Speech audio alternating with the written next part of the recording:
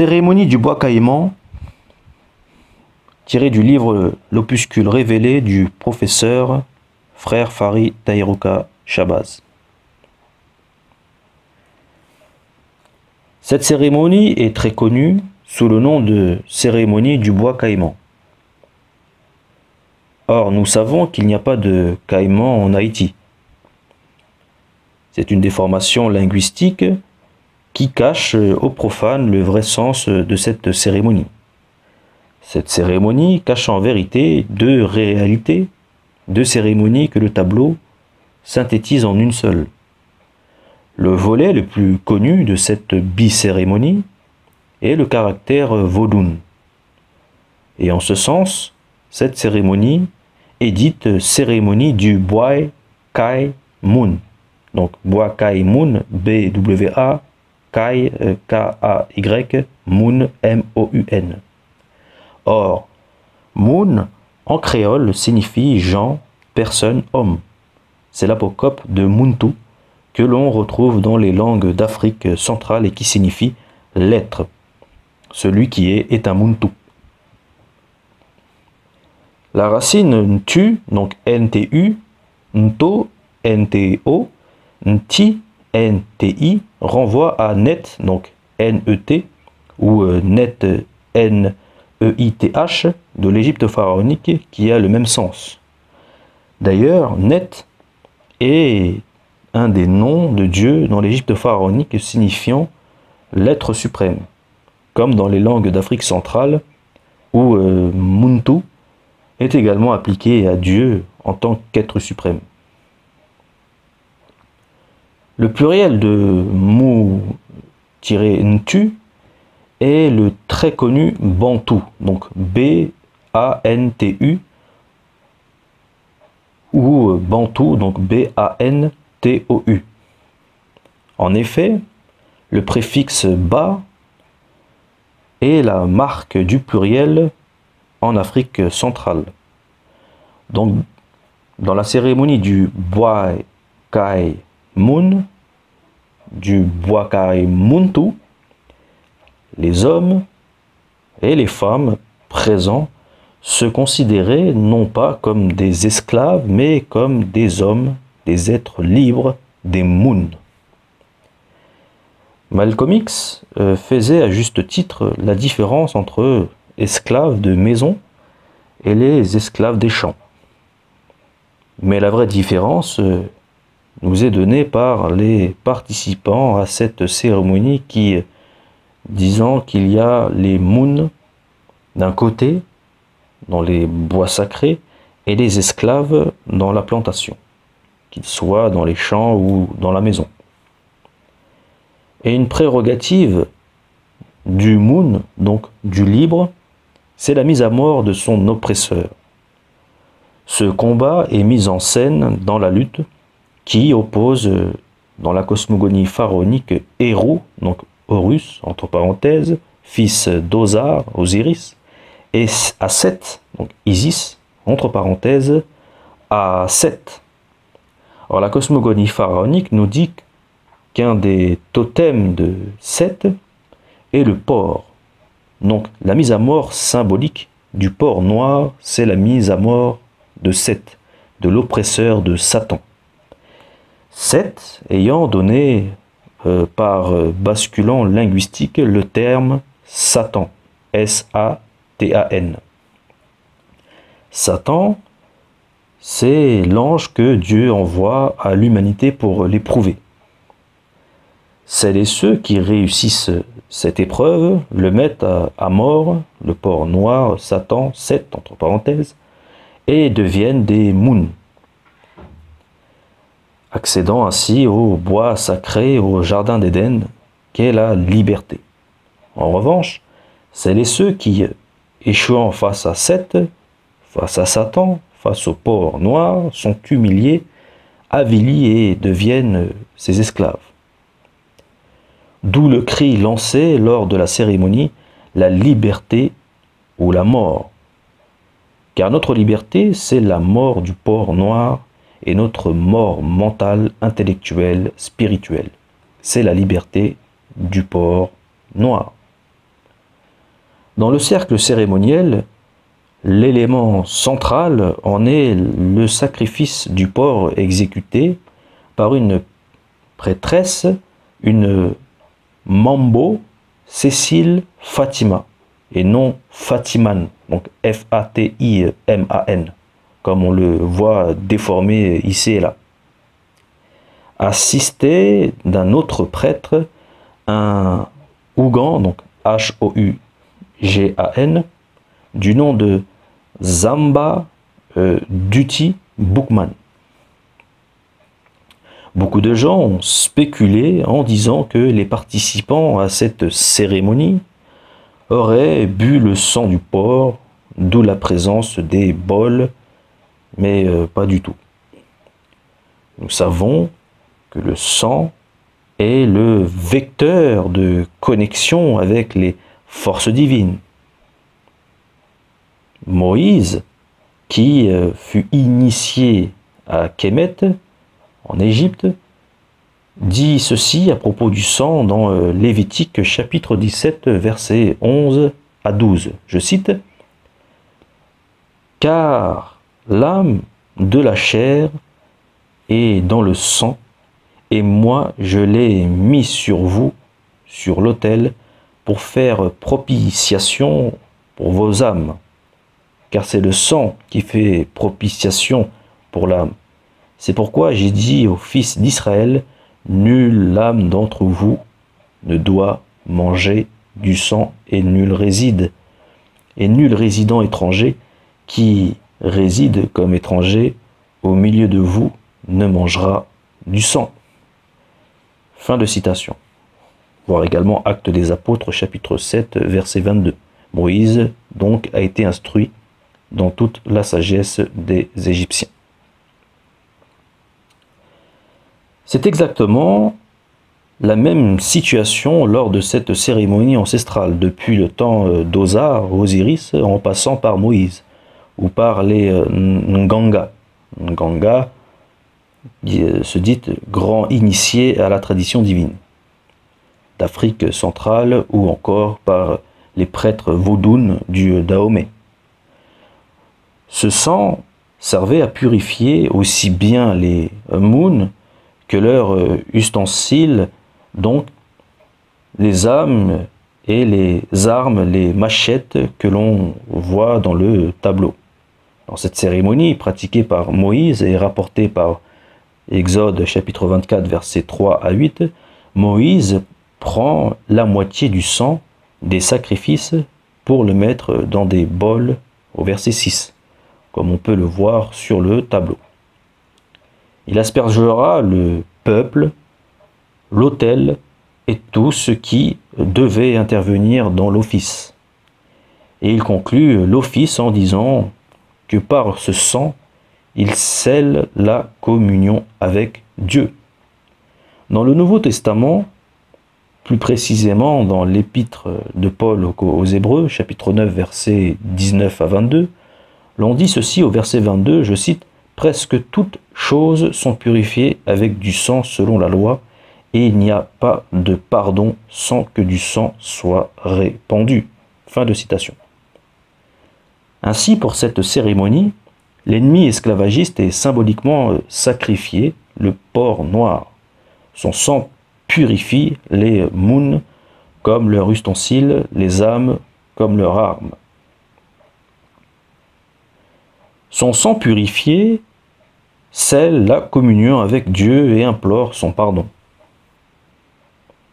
D'ailleurs, derrière Cécile Fatima et Zamba Duty Bookman, un autre assistant a dessiné au sol le signe de la croix éthiopienne pointant dans les 4 points cardinaux, la tête du porc sacrifié étant dirigée vers l'est.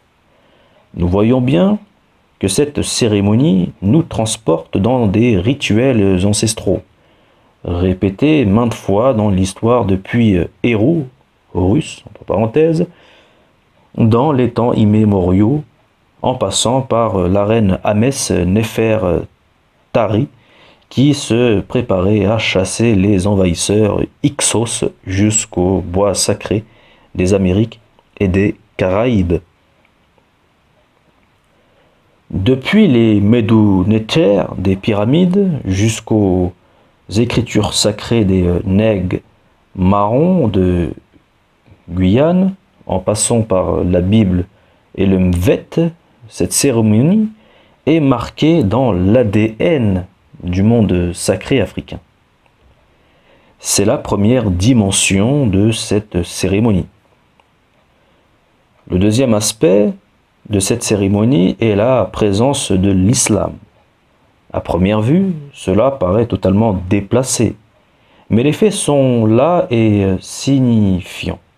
Tout d'abord, rappelons que cette cérémonie eut lieu le dimanche 14 août 1791 dans le calendrier grégorien catholique romain. Nous voyons bien que le jour de dimanche n'a pas été choisi par hasard.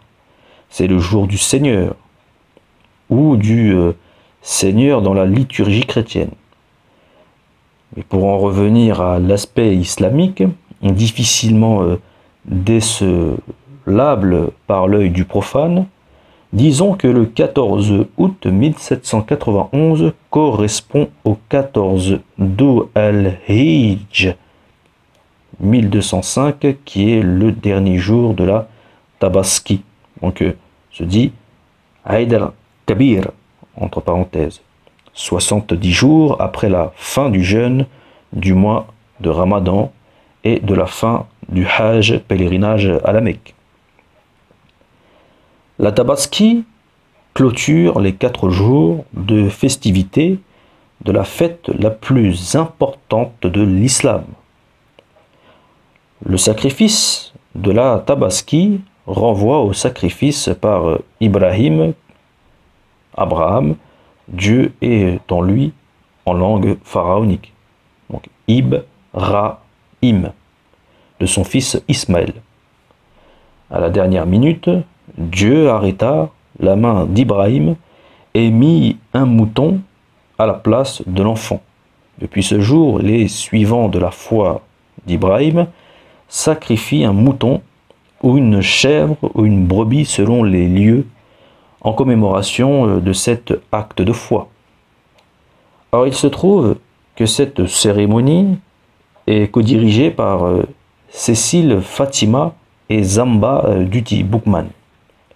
Rappelons que Fatima est le nom de la fille de Muhammad, prophète Muhammad. C'est elle qui est le dépositaire de l'héritage de son père. Ainsi, dans le monde musulman, ce nom est très répandu, surtout en Afrique de l'Ouest, où généralement il est donné à la première fille Fatim, Fatou, Fatimata, Fatoumata ou Fati, etc. Elle est en parallèle avec le personnage de Marie, mère de Jésus. Donc Cécile Fatima porte un nom qui immanquablement fait écho au monde musulman. De même, Fatima renvoie également à un univers de pratiques culturelles, rituelles, dites ancestrales. De même, elle agit également en qualité d'imam. C'est là une vision qui pourrait choquer certaines personnes. En effet, depuis quand une femme peut-elle être imam, dirait-on? Depuis toujours, sauf que des déviants ont détourné le sens véritable des textes sacrés et ont exclu la femme du culte.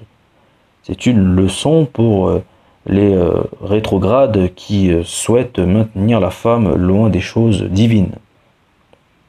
Les malheureux ne savent pas qu'en agissant ainsi, ils creusent leur propre tombe. Si Marie, mère de Jésus, revenait sur terre et qu'elle se rendait dans une mosquée, que diraient ces gens? Non, tu ne peux pas prêcher car tu es une femme. Non, ce n'est pas sérieux. Que Dieu soit miséricordieux avec eux, ces égarés. Elle a son nom dans une sourate de surcroît la plus mystique de toute la sourate 19. car nous savons que 19 est le nombre du Saint-Coran, comme le 8 est le chiffre de la Sainte Bible. Bref, nous disions donc que c'est Fatima qui initie et même cette cérémonie qui est fondateur de l'indépendance d'Haïti. Le cas de femmes jouant un tel rôle central n'est pas anecdotique dans l'histoire des Noirs en Amérique et dans les Caraïbes. On peut citer la célébrissime reine Nani de Jamaïque, pour qui tout homme noble est prêt à tuer pour avoir la chance d'exécuter ne serait-ce qu'un seul de ses ordres. Une grande, une reine, une voix. Et bien sûr, il y a aussi la grandissime générale Araminta Rose, dite Harriet Tubman, l'étalon maître du courage. On peut être moins courageux qu'elle, mais jamais plus courageux qu'elle. Notre générale, notre libératrice, notre chemin. Paix à leur âme. Tout ça pour dire qu'il n'y a pas de libération sans la compréhension de ce volet de la lutte. La juste place de la femme noire. Nous disons donc que Fatima officiait en tant qu'imam, mais elle n'est pas seule puisque accompagnée par un autre imam dénommé Zamba Duty Boukman. L'on pourrait me dire, mais tu vois des musulmans partout et surtout là où il n'y en a pas. Mais détrompez-vous, Boukman, né en Jamaïque, fut surnommé Boukman, parce que c'était l'homme du livre. Il était connu en tant que prêcheur, homme de Dieu. Mais de quel livre s'agissait-il? La Bible ou le Coran? À la lumière de ce que disaient ses contemporains, on comprend que ce book, donc B2OK, n'est autre que le Coran, le Coran. Alors on disait de lui qu'il lisait à l'envers, de droite à gauche. Voilà pourquoi Boukman est l'homme du livre, et l'homme du book, du kitab, du Coran. C'est la déformation littéraire qui a par la suite transformé Boukman, donc B2O-K-M-A-N, en Boukman, donc B-O-U-K-M-A-N.